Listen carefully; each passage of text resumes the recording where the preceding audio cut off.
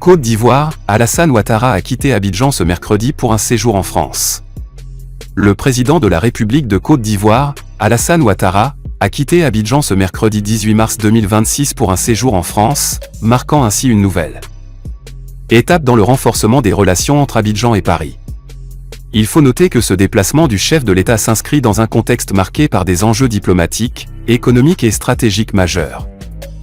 Bien que les contours officiels de cette visite n'aient pas été détaillés, ce type de séjour est généralement l'occasion pour le président ivoirien de tenir des rencontres de haut niveau avec ses homologues et partenaires, notamment autour des questions de coopération bilatérale, d'investissement et de développement. Signalons que la France demeure en effet un partenaire historique et privilégié de la Côte d'Ivoire. Les échanges entre les deux pays couvrent plusieurs secteurs clés, notamment les infrastructures, l'économie, la sécurité et l'éducation.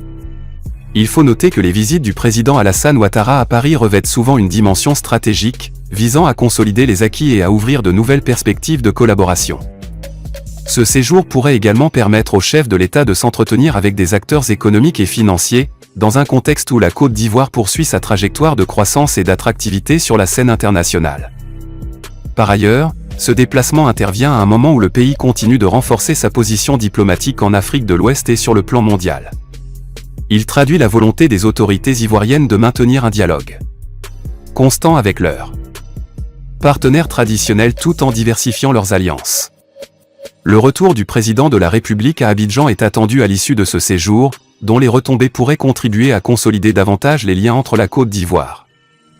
Le président sortant Alassane Ouattara a annoncé sa candidature à la prochaine présidentielle ivoirienne d'octobre 2025. Dans une déclaration faite via les réseaux sociaux et reprise à la télévision publique, RTI, Ouattara, 83 ans, a décidé d'être candidat à l'élection présidentielle, justifiant cette décision par la nécessité de préserver la stabilité nationale face aux défis sécuritaires, économiques et monétaires sans précédent. Dans une déclaration faite via les réseaux sociaux et reprise.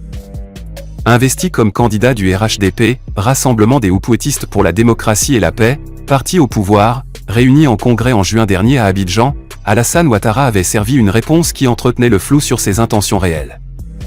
En déclarant qu'il se prononcerait dans les jours qui viennent, le président ivoirien avait maintenu le suspense sur sa candidature controversée pour un 4e mandat à la tête de la Côte d'Ivoire.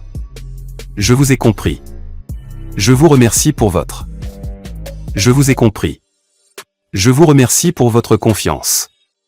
Je prendrai dans les jours qui viennent, après mûre réflexion, une décision en mon âme et conscience, a-t-il répondu aux militants qui ont longuement acclamé sa désignation comme candidat. Côte d'Ivoire, selon les résultats provisoires proclamés lundi, 27.10, par la Commission électorale indépendante, c'est le président sortant Alassane Ouattara, candidat du Rassemblement des Hupuétistes pour la démocratie et la paix, qui l'a. Cette victoire annoncée du président sortant par Ibrahim Coulibaly Cuibière, président de la Commission électorale indépendante, CEI, ouvre la voie à Alassane Ouattara pour un 4e mandat à la tête de la Côte d'Ivoire. Taux de participation.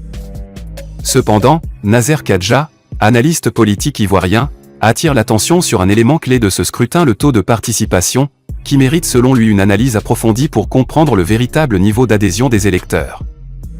D'après lui, nous retiendrons que le taux de participation à cette élection est contrasté.